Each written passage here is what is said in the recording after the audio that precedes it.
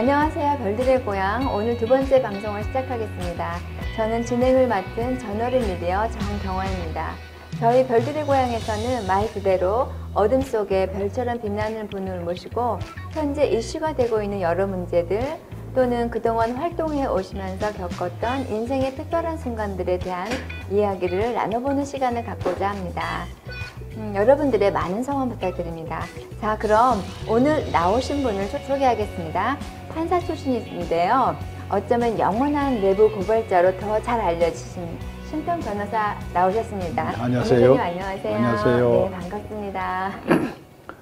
영원한 내부 고발자라는 그 별칭은 그 네. 세계일보의 그 김용철 기자가 지어주신 건데, 네. 제가 그렇게 대단한 내부 고발을 한 것인지는 잘 모르겠습니다. 네. 그러세요. 네. 영원한 내부 고발자, 영원한이라는 타이틀을 붙이니까 내가 감당하기 힘든 네. 그 무게가 아닌가 그런 생각이 듭니다. 네. 네. 그러실 수도 있겠습니다. 요즘에 그 변호사님께서 가장 심혈을 기울이셨던 일들 중에 하나가 작년에 아주 좋은 책을 하나 내셨어요. 이 책 얘기부터 먼저 짧게 하고 들어가겠습니다. 그래 심혈을 기울인 건 아니고요. 네. 제가 어떤 사건에 휘말려 가지고 네.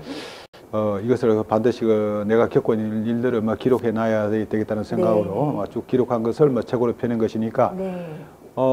저도 잘 아시겠습니다만은 오랫동안 그 학자로서 네. 활동해 온 사람이고, 책을 한 권 내는 데는 엄청난 그 고통이 따르죠. 또 많은 시간과 정열이 따르는데, 이 책은 쉽게 냈습니다. 그러셨어요? 예. 그러나 그 속에는 많은 아픔이 담겨 있는 걸로 제가 느꼈습니다. 그렇죠. 그렇죠. 예. 그리고 이 책이 다행히 베스트셀러에도 올랐고, 또 얼마 전에는 네. 대통령 비서실에서 연락이 와서 네. 문재인 대통령이 읽으실 책으로 올렸다는 그런 정가를 받기도 네. 했습니다. 제가 과거에 한국의 사법부에서 최초로 일본에 파견된 판사, 제가 1호였거든요. 네. 그것이 89년도였습니다. 일본 유학을 다녀오고 나서 제가 그 책을 한 권 냈죠. 네. 일본 땅 일본 바라면 책이었는데, 네. 이 책에 사실은 좀 문제가 됐습니다. 이 책의 안에서 한국 사법부를 신랄하게 비판을 했죠. 네. 일본의 사법부에 비교를 하면서. 네. 그래서 제가 호된 질책을 받기도 하고 온갖 수모를 다 받았습니다. 공개적인 사과를 해라 이렇게 하고 해서 질책을 받기도 하고 온갖 모욕을 받기도 하고 네. 그렇게 됐죠. 그래서 기가 꺾였으면 다행히 느꼈는데 제가 더 나아가서 네. 한국 법관사회의 정풍을 주장했습니다. 네. 그걸 해서 결국 법관 제명 탈락이 됐죠. 근데 일본 땅 일본 바람 책이 우리 사회에 대한 통렬한, 특히 사법부에 대한 통렬한 비판이 들어 있습니다만은, 그 책이 여러 가지로 잘 됐다는 평을 받았고, 그래서 그 책도 베스트셀러에 올랐습니다. 네. 그리고 또 현대 일본 사회를 이해하는 데 있어서 가장 기본적인 책 5권 중에 한 권으로 선정이 되기도 하고, 네. 또 많은 그 뒤에 일본 유학을 꿈꾸는 학생들이 제 책을 읽고 일본에 유학을 했죠. 네. 어떻든 두 권의 베스트셀러를 네. 가졌다는 점에서 조금은 자부심을 가지고 있다는 거죠. 네. 그냥 그 두 권의 책이 좀 저한테는 여러 가지 상처를 많이 안기는 거죠. 네. 물론 이제 이 책을 쓰심으로 인해서 여러 가지 상처도 당하셨겠지만 변호사님께서 자신이 몸담고 있는 곳에 대한 비리나 안 좋은 얘기를 글로 쓰실 때는 뭔가 각오나 또 신념이 있으실 것으로 저는 생각이 돼요. 어떠셨어요? 많은 사람들은 저에 대해서 여러 가지 좀 의문을 가지죠. 네. 왜 저 사람은 자꾸 자기가 속한 조직에서 그 조직의 융화를 해치는 발언을 해서 문제를 야기하느냐, 그런 의문을 가질 수가 있죠. 또 이해할 수 없었을 거예요. 판사로 있으면은 조금 아시는지 모르겠습니다만은 좀 근무하면은 정관료를 받아서 한평생 안락한 생활을 할 수가 있고, 그런데 그런 걸 다 포기하면서까지 뭐 미친 짓을 하느냐. 그걸 이제 조금 설명하기 위해서 네. 제가 살아온 그 하나의 그 역정, 뭐 그런 것이 있죠. 저는 살 없는 집안의 자식으로 태어나서 네. 여러 가지 뭐 공부를 하는데 뭐 또 어려운 점이 있었고 그런 과정을 거쳐서 뭐 여하튼 그 좋은 학교를 나오고 또 사법시험 합격하고 또 판사로 인간 받고 했습니다만은 출신이 무엇이다 하는 그런 생각을 잊어본 적이 없어요. 네. 그래서 뭔가 우리 사회를 좀 더 공정한 사회로 만들어 가야 한다 네. 하는 그런 강한 신념을 가졌고 네. 살아오면서 뭐 여러 가지 여러 사람들과 교제를 했습니다만은 그 중에서 가장 감화를 받았다고 할까? 네. 막 그런 분이 조영래 변호사입니다. 조영래 변호사님. 예, 조영래 변호사를 통해서 또 전태일 열사를 알게 됐죠. 네. 그 두 분이 저희 인생에 미치는 영향, 네. 막 그것은 대단히 컸고 네. 두 분을 알게 돼서 참 어떤 면에서는 행복했다고 생각하고 네. 또 그 두 분이 저한테 미치는 영향, 그것이 어떤 하나의 빛으로 생각을 합니다. 네. 또 그 두 분과의 관계에서 제가 사법부의 어떤 잘못이나 또 우리 사회의 또 어두운 구석에 대해서 네.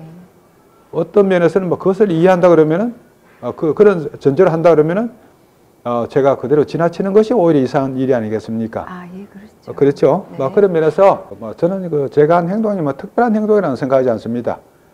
아까 말씀드린 일본 땅 일본 바람이라는 책에서 네. 제가 써놓은 글들이 지금 또 기억하는 것은 당시만 해도 판사들이 점심 식사를 하고 나가서 막 고스톱을 치는 거죠. 네. 막 고스톱을 치는 것도 이제 변호사가 한 사람 따라와서 식사비를 네. 내고 또 변호사가 또 고스톱 자금을 돌리고 네. 또 그렇게 해서 2시에 오후 재판이 있음에도 불구하고 어떤 때는 고스톱을 치다가 전화 걸어서 재판 연기해라 그렇게 한다든지 네. 이런 아주 문란한 네.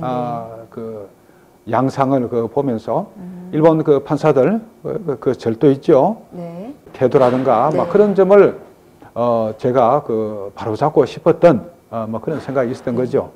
저는 이제 그 말씀 들으면서 어차피 저희가 일본에게 많은 영향들을 받고 특히 법 쪽에 있어서는 일본 영향이 상당히 지배하게 들어와 있는 걸로 알고 그 토대 안에서 세워졌다고 생각하는데 일본은 오히려 그런 부분에 있어서는 자기 역할들을 그나마 잘 해나가고 있는데 우리나라 법조계에서는 그런 잘못된 구조 속에서 돌아가고 있다는 그런 부분이 또 생각이 그렇죠. 느껴집니다. 저는 그런 것을 조금만 고치면은 네. 우리 한국 사법부는 네. 뛰어난 사법부가 될 수 있을 것이라는 그런 자신감을 갖고 이것을 내가 나서서라도 이 시정을 해야 되겠다. 네.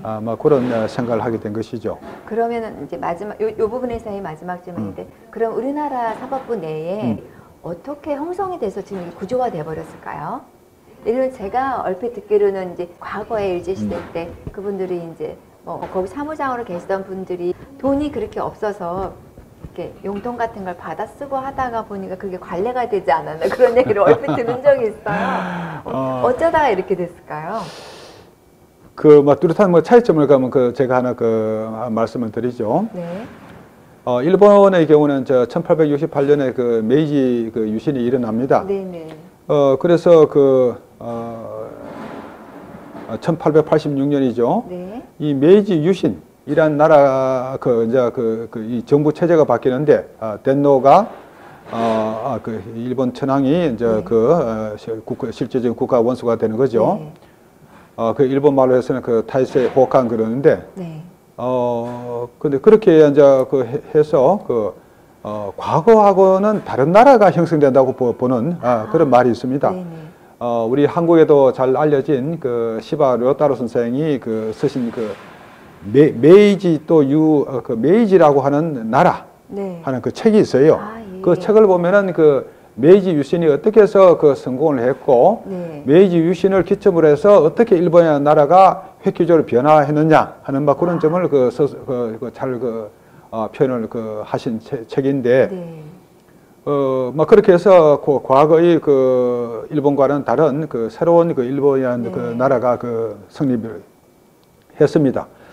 그런데 그 서구의 문물을 받아들여서 그 나라를 이끌어 가야 되겠는데 네. 일본 사람들 뭐 그 특별한 경험이 없었죠. 네. 그러면서 뭐 저 행정부는 그런 대로 꾸려 나가는데 뭐 입부도 뭐 그 대표를 뭐 선거를 해서 그렇죠. 하는데 사법부는 그러면 어떻게 할 것이냐. 그렇죠. 그때까지 그 근대법에 대해서 공부한 사람이 전혀 없었던 거죠. 예, 그렇죠. 그렇죠. 그걸 어떻게 해결했냐. 거기서부터 문제가 거기서 이제 그 일본적인 그 사고방식이 나옵니다. 그 일본 그 정부에서 네.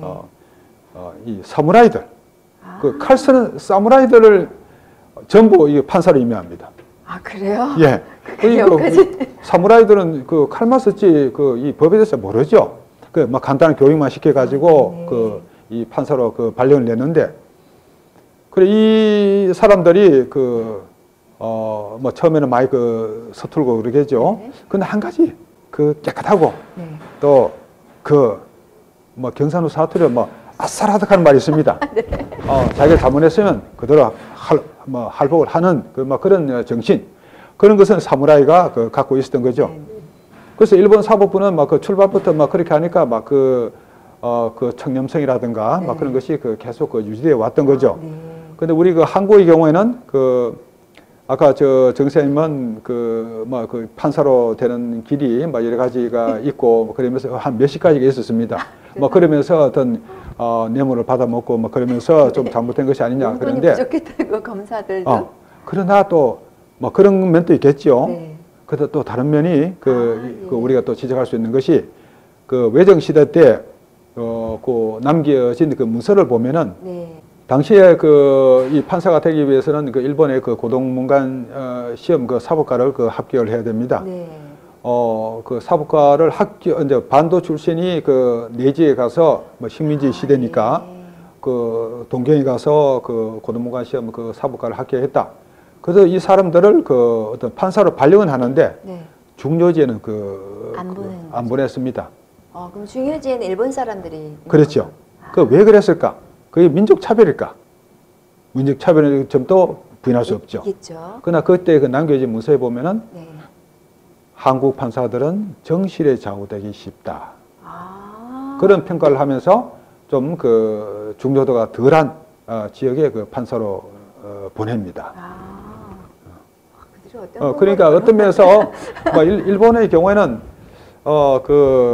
어떤 공직의 어떤 연결성 같은 것이 철저한 전통이 돼서 내려왔습니다만은 우리 한국의 경우에는 아까 정관여우도 말씀하시고 그랬는데 이런 정실 또 영어로 말해서 네파티즘 하는 게 영구주의 그런 게 워낙 강하죠. 네. 그래서 그런 것들이 공직에도 스며드는 거죠. 네. 이거는 역사적으로 문화적으로 따지자면은 한국이 민족적 구성이 단순합니다. 네. 그러다 보니까 이런 영구주의가 발행할 수밖에 없고 조선 시대에서도 정약용 선생이 목민심서에 써놓은 글을 보면은 네.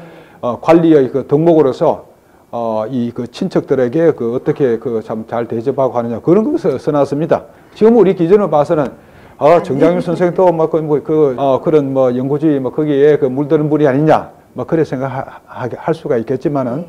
그 당시는 그런 것이 사회적으로 다 통용이 됐던 거죠. 네. 심지어 이순신 장군도 전라 자수상가 발령을 받아서 근무를 하실 때 네. 주변에 못 사는 친척들 한 떨거지를 데리고 와서 자신의 봉급을 받아가지고 먹이 살립니다.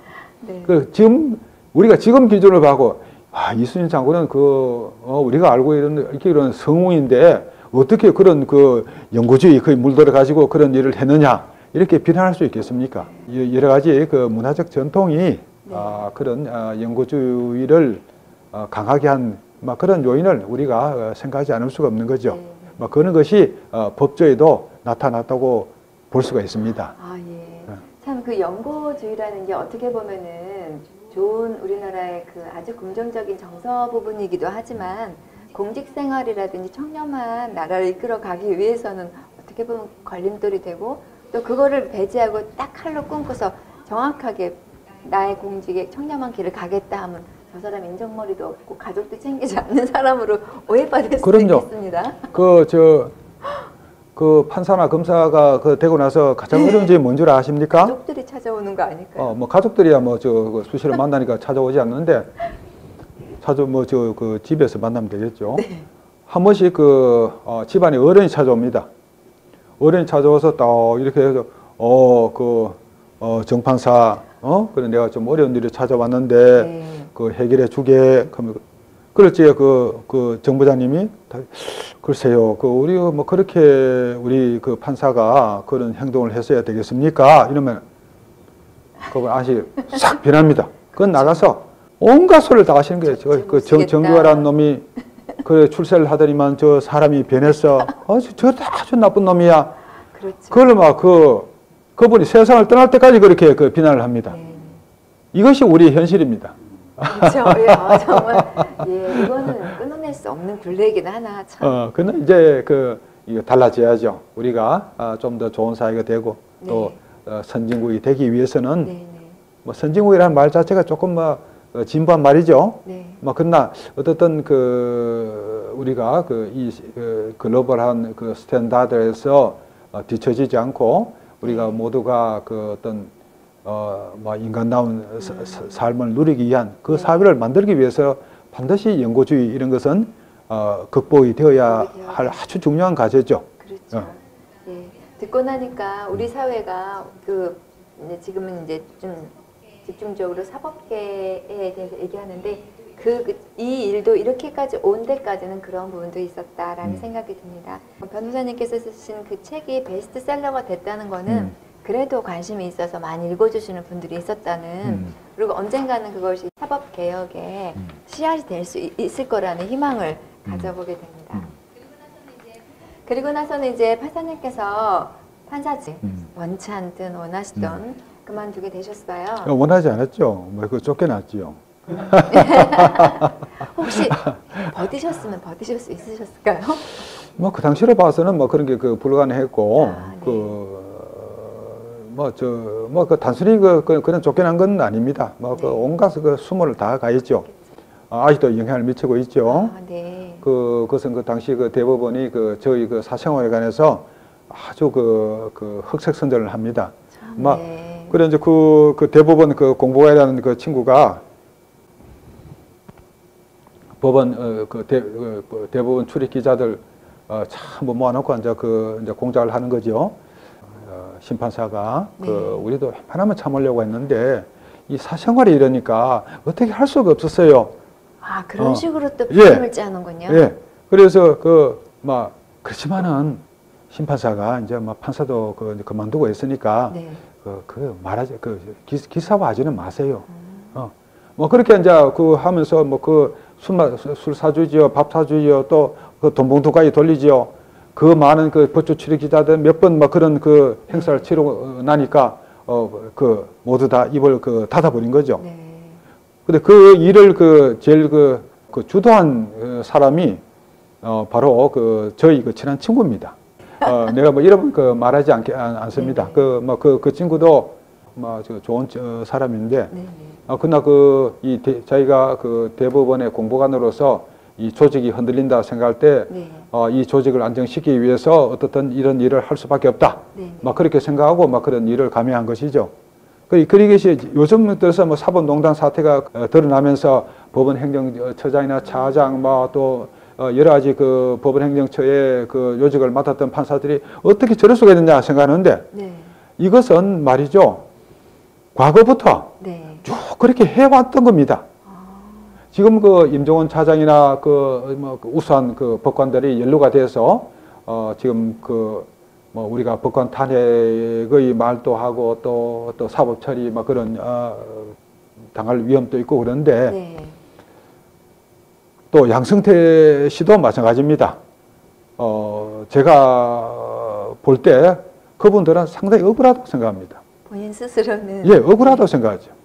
그럴 수 있겠네요. 내가 특별히 이렇게 한 건 아닌데 과거부터 쭉 그렇게 해왔는데 왜 내가 이렇게 부당한 대접을 받아야 되느냐. 내 인생 전체가 완전히 허물어지는 이런 이 비참한 경우에 처해야 하느냐 그런 면에서 대단히 억울해 생각할 겁니다. 그래요? 예. 네. 그 법원 그 대법원에서 뭐 저한테 했던 그런 흑색선전 그것이 저한테만 했던 거 아닙니다. 계속해서 그렇게 해왔습니다. 뭐 제가 다른 예도 많이 들 수가 있죠. 그러니까 어떤 결과를 도출해내기 위해서는 한 사람 정도 어떤 대상을 두고 그 사람에 대한 흑색선전이라든지 뭐 묘락이라든지 조작 같은 거는 늘 있어 왔던 일이기 그렇죠. 때문에 조직을 위해서는 무슨 일이든 할 수 있다. 와, 그러면 정말 정의는 없어진 건가요, 거기 안에서? 내가 재미난 뭐 이야기를 하나 더 말씀드리자면 네. 이거는 검찰의 일입니다만은 네네. 법조계가 좀 비슷하죠. 법원이건 검찰이건 특성은 비슷합니다. 어느 부장검사가 네. 여럿이 모인 신년 할애에서 단상에 올라왔어요. 단상에서 건배제를 하겠습니다 하면서 저 누구는 조직의 이익을 위하여는 무슨 일이든지 하겠습니다. 뭐 큰 소리면 무슨 일이든지. 건배. 네. 그런 거예요. 아. 그걸 외부인들도 많은 그런 자리에서 자기는 조직을 이익을 위해서는 어떤 일이라든지 서슴지 않고 하겠다는 것을 공언하는 네. 이런 문화가 법조계는 팽만해 있는 거죠. 사실은 그 앞에 단서가 붙어야 되지 않아요? 정의로운 일이든지 뭐 어떤 그런 거 없습니다. 굉장히 예. 조직 문화가 상당히 탄탄하고 그다음에 그분들은 거기에 몰입이 되어 있기 때문에 그렇죠. 자기가 주체적으로 나의 올바른 신념이 뭔가를 생각할 겨를이 예. 없을 수도 있겠습니다. 그리고 지금은 이제 변호사로 계시고 대학 교수로도 활동하셨고 변호사님이 그 큰 뜻을 뿜으시고 뭐 얼마나 걸릴지는 모르겠지만 공익 포럼을 준비하고 계셨는데 이거는 어떤 취지로 또 어떤 일을 하신 어떤 분들과 모여서 도모하고 계신지요? 기본적인 점에서 한국의 이 법조계는 또 법조계가 만드는 사법 절차는 대단히 취약합니다. 네. 이것이 우리가 생각하는 것처럼 어떤 단단한 절차로서 이것을 통해서 정의가 실현되고 하는 그런 것보다는 네. 이것이 이제 여러 가지 면에서 이제 어떤 간섭을 받으면서 그 결과가 왜곡될 가능성이 대단히 농후하죠. 네. 그런 과정에서 지금 전국적으로 많은 한 관심을 가지고 한번 보시면은 네. 얼마나 많은 사법 피해자가 생겨가지고 네. 이분들이 피를 토하면서 절규하고 있습니다. 그렇죠. 이런 공익 제보를 하신 분들도 비참한 결말을 맞는 경우가 많죠. 이런 분들이 어떤 면에서는 시대의 어둠이고 우리 사회의 치부입니다. 그렇죠. 정말 부끄러운 면입니다. 그렇죠. 그래서 이것을 그대로 방치할 수 있겠냐. 네. 그러나 이분들이 이제 국가인권위원회나 국민권익위원회에 가서 하소연을 합니다. 네. 도와달라고. 네. 그냥 밀쳐내기 바쁩니다. 그런가요? 누구도 그 사람들한테 이 길을 빌려주지 않습니다. 그러니까 뭐 권익위원회라는 간판을 달고 있어도 도움을 주지 않는군요. 그분들도 나름대로 일을 하겠습니다만은 과연 조직을 유지하는 데 드는 예산만큼 그분들이 국민을 위해서 일을 하느냐 하는 그런 점에 관해서 보면은 한번 한 말씀을 시중에 말씀을 한번 들어보십시오. 네. 별로 호의적이지 않을 겁니다. 네. 그리고 이런 우리가 이 어두운 치부를 그대로 방치해서야 되겠냐? 안 되죠. 우리 사회가 그래도 사람이 살만한 사회로 만들기 위해서 이것은 우리가 해결해야 될 것이 아니냐? 그래서 제가 그런 공익적 성격을 갖는 로펌을 만들어서 이분들의 아픔을 조명을 하면서 이 문제를 어떻게 우리가 해결해 나갈 것이냐 하는 그런 시각에서 활동을 해보려고 하는 거죠. 네. 지금까지 약간의 느린 행보를 하셨다면 이제 본격적인 행보를 하시는 걸로 저는 봐요. 변호사님과 뜻을 같이 하는 다른 분들도 함께 협력해서 보다 좀 탄탄하고 견고한 공익 로펌이 발족해서 좋은 활동을 해주셨으면 좋겠습니다. 여러 분들이 도와주시고 또 뭐 저도 이제 나이가 많아서 조금 나이가 좀 됐습니다. 아직 아직 멀으셨습니다. 벌써 그 흰머리가 많지 않습니까? 제가 뭐 다시 어떤 무엇이 되고 싶다. 막 그런 욕구는 이제 이제 끊어버렸죠. 막 그래서 제가 마지막으로 네. 우리 사회를 위해서 할 수 있는 봉사가 무엇일까? 네. 바로 그 문제가 아닐까? 그 봉사를 하고 난 다음에 네. 어느 정도 제가 할 일을 다 했다는 마음을 가지고 네, 네. 끝을 맞이하면은 좋지 않겠나 그런 생각을 하는 거죠. 네. 제 개인적으로 생각으로는 변호사님은 아직도 한 20년 더 열심히 하셔도 문제 없으실 것 같고요. 후배 양성이라든지 이 공익 로펌 단체를 좀 더 튼튼히 하셔서 견고히 하셔서 많은 돕는들 사람들 뜻을 같이 하는 사람들이 함께 규합해서 저희가 좋은 일에 힘을 합하는 큰 단체로 자라났으면 좋겠습니다. 예, 고맙습니다. 네. 그리고 이제는 이제 사법개혁에 대한 몇 가지 얘기를 좀 나눠보고 싶습니다. 공수처에 관한, 공수처 신설에 관한 얘기를 좀 해보겠는데요. 정부에서 사법개혁 핵심을 놓고 이제 가장 중요하게 뽑고 있는 사례 중에 하나죠.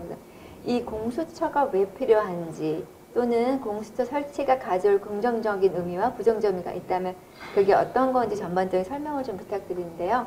먼저 첫 번째로 공수처가 왜 필요할까? 그 의미부터 한번 부탁드립니다. 잘 아시겠습니다만 지금 사법 불신이 너무 심하죠. 네, 그렇죠. 불신이 말이죠. 법원이나 검찰, 경찰 어느 한 군데만 집중된 것이 아닙니다. 네. 전반적으로 사법 절차에 관여하는 국가기관들을 다 믿지 못하겠다. 네. 너희들은 한톡속이다. 그런 불신이 많습니다. 그래서 이런 상태에서 이 기존의 기관이 네. 들이 해결할 수 없는 이런 문제들에 관해서 네. 좀 특별한 기관이 또 다른 나라의 예도 그런 좋은 예가 네. 말이 있습니다. 그래서 그러니까 기관을 만들어야 될 필요성을 우리가 가지는 것이죠. 이 문제와 관련해서 한 가지 말씀을 드리자면은 네.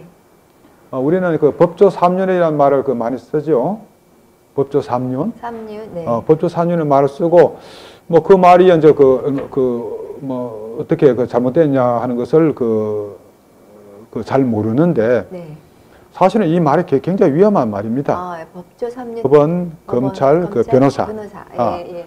그래서 고정의 법조 3륜이라고 말하면서 경찰도 끼워줄까? 하면서. 그래 이제 세 바퀴의 수레가 이 달리는 것처럼 그중에 네. 바퀴 하나도 빠지면은 안 된다. 우리는 일체다. 네. 이런 의식을 가집니다. 이렇게 하면서 서로가 한 통속이 되는 겁니다. 그렇죠. 왜 앉아 이렇게 법조 3륜 사자성어죠. 네. 이 사자성어가 왜 생겼을까? 그러면 우리나라의 법문화가 대체로 일본에서 건너왔으니까 네. 일본에서 유래한 것이 아니겠냐, 그렇게 생각을 했습니다. 네.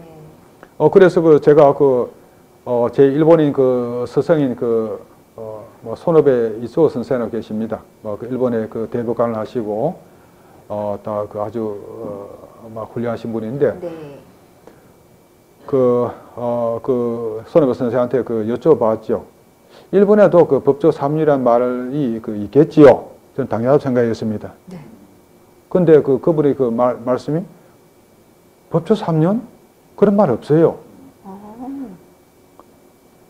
그러니까 이 말이 우리가 참 너무나 일상적으로 쓰는 말임에도 불구하고 우리한테 불쑥 끼어든 것입니다. 그래요? 그래서 제가 손해 박사님 물어봤습니다. 그럼 그와 비슷한 말은 없습니까? 네. 그러니까 하시는 말씀이 일본에서는 호소 산샤라는 말이 있다.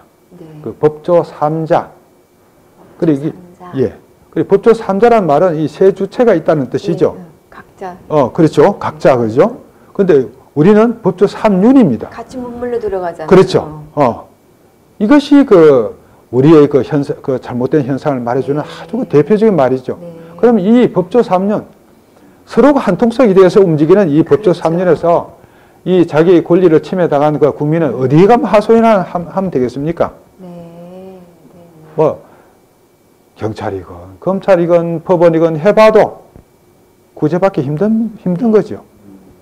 어떤 그들 안의 이해관계 문제가 된다면 검찰, 변호사, 판사가 같이 돌아가면서 그냥 다 예. 무마해버리는 거죠. 그렇죠. 뭐 그 다 그런 건 아닌데 일부가. 그 일부가 뭐 그렇게 하면서 많이 심각한 불신을 사법 불신이 이렇게 심해지는데 네. 이것을 해소하기 위해서는 이 법조 3년을 떠난 저 다른 공정한 기관이 있어야 될 것이 아니냐. 우리가 이런 생각을 하지 않을 수가 없지 않습니까? 그렇죠. 그걸 깨뜨리기 위해서는 어떤 방법이 있든 학연부터 잘라야 되나요? 뭐 학연도 자르고 지련도 자르고 해야 되겠습니다만은 네. 여하튼 이 법조 3년에 맡겨서는 안 된다는 거죠. 뿌리 깊은 상황인 예, 거죠. 그 뿌리 깊죠. 예. 그거를 바꾸려면 스스로 법조 3년 안에 속해 있던 그분들이 자각을 해서 스스로 좀 변하거나. 자각을 하는 것은 대단히 중요하죠. 네. 그러나 그 자각을 기다리는 것은 그 황하물이 말기를 100년 동안 기다리는 백년하청이죠. 물론 언젠가는 그렇게 될 겁니다. 네, 네. 그러나 그 오랜 기간에 걸쳐서 얼마나 많은 국민들이 희생을 당해야 합니까? 네. 저희도 이제 그 사법부를 불신하고 있는 상황이 점점 국민들도 많아지고 있는데 그 안에서 그들과 생각을 좀 달리했던 변호사님의 그 고충도 이제 이해가 갑니다. 참 어려운 일이네요. 그리고 지금 공수처 이제 신설 문제가 자꾸 자유한국당에서 계속 보이콧을 놓고 반대를 하고 있어요. 또 여론조사에도 보면은 국민 대부분은 공수처가 좀 신설이 돼야 된다 이런 의견이 맞기는 한데 국회가 이제 앞으로 어떤 해결점을 찾아볼지가 좀 궁금하고요. 그다음에 공수처 신설했을 경우에 기존에 있던 검찰과 공수처 사이에 어떤 특검이죠. 특검과 공수처 사이에 어떤 이거 내용이 좀 겹치지 않나 이런 얘기를 제가 뉴스에서 얼핏 들은 것 같은데 한번 설명 좀 해주세요. 특검하고 공수처는 조금 차이가 있고, 네. 여기서 이제 자유한국당이 많은 반대를 하고 있죠. 네. 그러나 제가 생각할 때는 자유한국당 내에서도 네. 이런 공수처의 설치가 필요하다는 의견을 가진 분이 분명히 있다고 봅니다. 네. 이것은 정권이 어디에 있느냐에 따라서 좌우될 문제가 아니고 오랜 세월에 걸쳐서 많은 문제를 야기해온 한국 이 법조의 시스템의 잘못된 점을 시정하기 위해서 어떤 일을 해야 하느냐 그런 점에 관해서 자유한국당의 국회의원들도 네. 분명히 나라를 사랑하는 국회의원들이 대부분이시겠죠. 네. 그런 면에서 이 공수처를 마냥 반대만 하는 것이 아니고 결국에 가서 적절한 어떤 해명과 네. 또 납득이 주어진다면은 네. 찬성을 하시는 분이 늘어나리라 생각합니다. 네. 그래서 지금 정선생님 말씀하신 대로 많은 교착 상태에 빠져 있죠. 네. 우리가 이렇게 절망만 할 것이 아니고 네. 제가 감히 바라자면은 네네. 대통령께서 네. 야당 의원들 한번 설득을 한번 하시라는 겁니다. 네, 좋죠. 과거에 미국 역사에서 링컨 대통령이 위대하다는 말을 하죠. 근데 링컨 대통령이 사실은 제일 협잡을 많이 했습니다. 링컨 대통령은 네. 이 국가를 위해서 꼭 필요한 일을 야당에서 반대를 한다. 그러면 알프레드 의원 일로 와봐요. 그래서 이제 돈 좀 모아놨는 거 집어주면서 네. 알프레드 의원 우리 한번 잘해봅시다. 또 이제 톰슨 의원 또 반대를 한다. 톰슨 일로 와봐요. 톰슨이 지역구에 지금 뭐가 문제지요? 그래 교량 내가 말해줄게. 됐지. 이렇게 해가지고 그런 협잡을 발표를 하면서 국가적인 과제들을 실현해 나갔습니다. 저는 문재인 대통령께서 그렇게 하라는 말씀은 아니고. 네. 링컨 대통령식의 협상 방법이니까. 그러니까 대통령께서 야당 국회의원 중에도 또 어느 정도 네. 상식과 또 어떤 원칙을 가진 분이 계시지 않겠습니까? 네. 그런 분들 한번 식사나 한번 하자. 네. 그래서 솔직하게 이야기를 하는 거죠. 지금 우리가 이래서 이 공수처를 설치를 해야 된다. 아니면 우리는 계속 어둠 속에 살아야 된다. 그렇죠. 같이 힘을 합해서 그렇죠. 우리 국가를 발전시켜 나갑시다. 네. 이렇게 그 호소를 해 나가면은 네. 자유한국당 국회의원들 중에서도 상당 분이 네. 그 공수처 설치에 그 찬성하리라고 생각을 합니다. 네. 아, 예. 문재인 대통령님께서 좀 이제 그 과감한 결단, 뭐 링컨 대통령과 같은 방법은 아닐지라도 하나 아이디어를 생각하셔서 추진해 나갔으면 좋겠습니다. 그리고 저희가 바라는 것도 공수처 신설이 조만간 빨리 되었으면 좋겠습니다. 예. 자유한국당이 이제 거세게 반발해서 좀 늦어지고 있긴 한데요. 마지막 질문을 제가 이렇게 보니까 결국은 처장 추천권 양보라든지 패스트트랙 문제를 거론하고 나왔다. 또 이 패스트트랙을 올린다 해도 거의 1년이라는 시간이 걸려서 결국 현재를 쏘는 국회 선진화법 때문에 그 방법밖에는 없는 거죠? 라는 질문을 써놨어요. 저는 뭐 그렇게 보지 않는 거죠. 아, 그러세요? 네. 설명을 좀 부탁드립니다. 아니, 그 링컨 대통령처럼 협잡을 하시지 않고도, 네. 문 대통령께서, 정말 그 강곡한 그 호소를 야당 연단한데 하시면은, 네. 그게 그 동조하는, 정말 그 국가의 장래를 걱정하는 네. 그 자유한국당 의원들은 그 충분히 동참을 시킬 수 있으리라고 확신합니다. 네. 그 자한당 그분들이 뭐 거부하고 보이콧 놓고 하는 가장 핵심적인 이유가 뭘 수 있어요? 공수처를 정치적 목적으로 악용할 우리가 있지 않겠냐. 네. 그렇게 그런 걱정도 일리가 없는 건 아니죠. 네. 우리 오랜 헌정사에서 봤을 때, 네. 이런 권력기관이 설립돼 가지고 주로,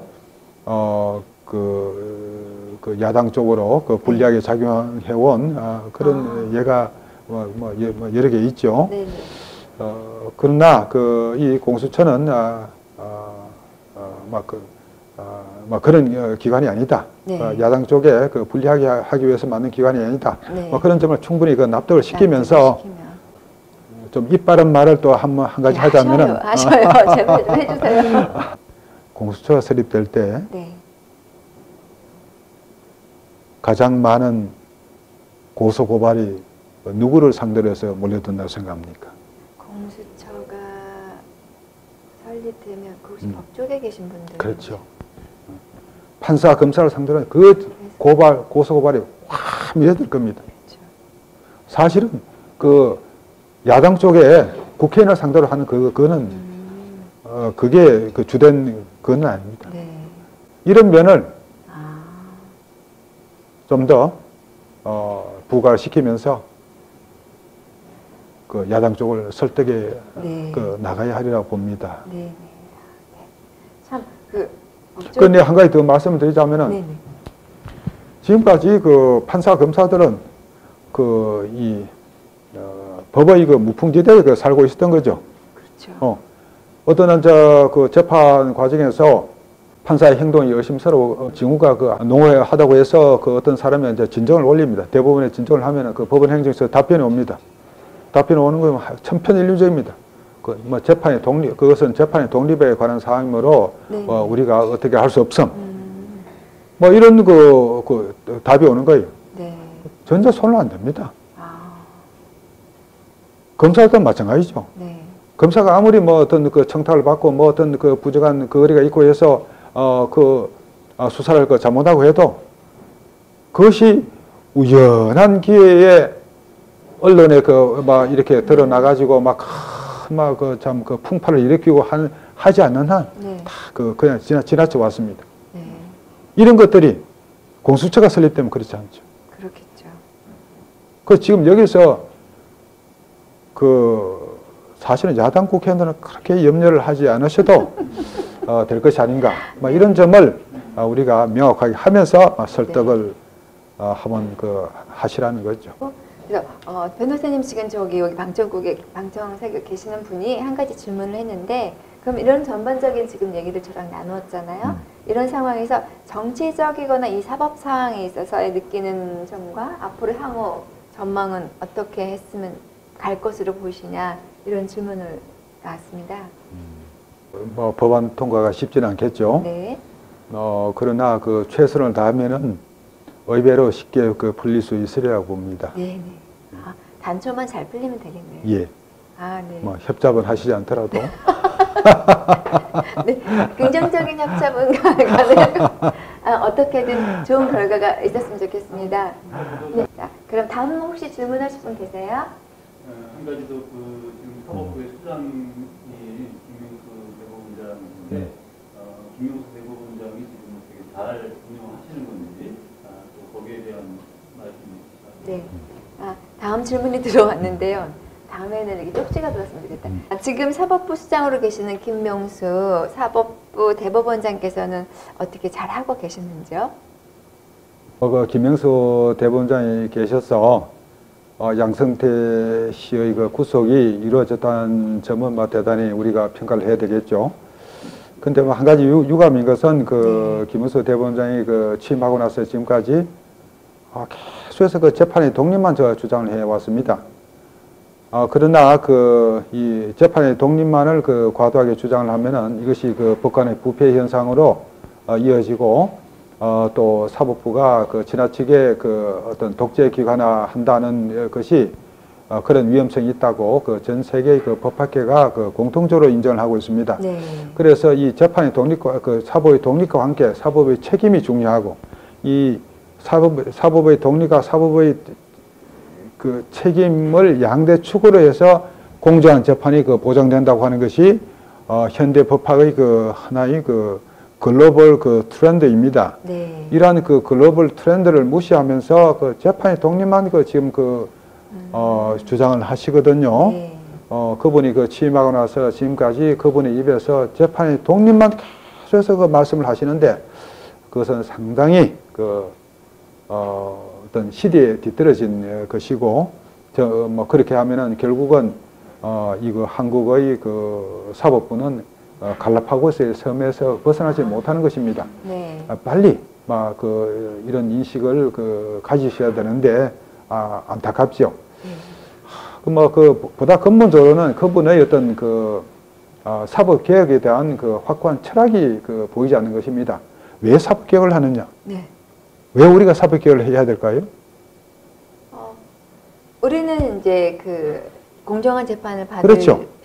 자격이 있는 거에 권리가 있고, 사법개혁을 하는 것은 판사가 좀 더 좋은 환경에서 판결을 하기 위해서 네. 판사들의 이익을 보장해 주기 위해서 네.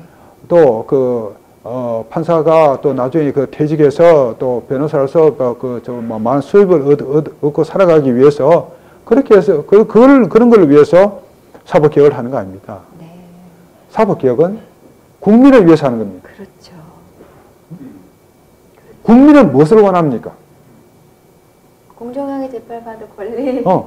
공정한 재판이 이루어지기를 바라거든요. 네.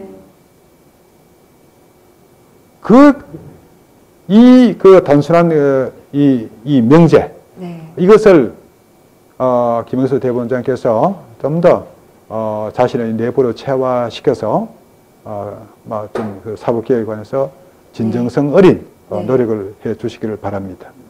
네. 정말 좋은 말씀 감사드립니다. 여러분, 우리도 국민의 한 사람으로서 대한민국의 의무만을 지고 있는 것이 아니라 충분히 국민의 한 사람으로 가질 수 있는 권리들이 있습니다. 사법이나 법 관련해서도 우리가 주장할 수 있는 권리가 많습니다.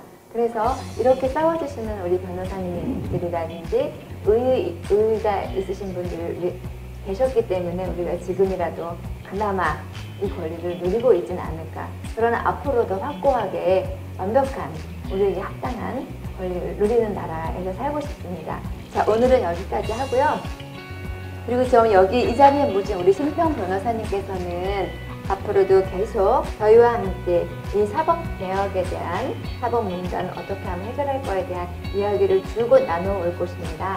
앞으로 다음 시간 기대 부탁드리고 오늘 이 자리에 함께해 주신 변호사님 진심으로 감사드립니다. 예, 감사합니다. 네, 여러분 다음에 뵙겠습니다.